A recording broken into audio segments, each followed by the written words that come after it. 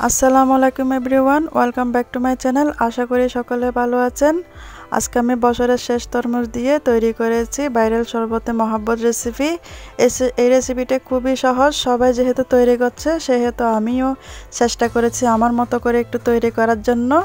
আর আমি এই ভিডিওটা আপনাদের সাথে শেয়ার করে দিলাম, আশা করি ভিডিওটা আপনাদের ভালো লাগবে। প্রথমে আমি এক ফালি তরমুজ নিয়েছি। এখন আমি এই তরমুজের ফালিটা ছোট ছোট টুকরো করে কেটে নেব। একটা মিক্সিং বলে আমি এই তরমুজের টুকরোগুলো নিয়ে নিচ্ছি। আমি দুধ আগে থেকে জাল করে ঠান্ডা করে রেখেছিলাম, সেই দুধটা দিয়ে দিয়েছি 1 কাপ। আর এখানে আমি চিনি নিয়ে নিয়েছি 1 টেবিল চামচ। আমি রুয়াবজা নিয়েছি 1 টেবিল চামচ।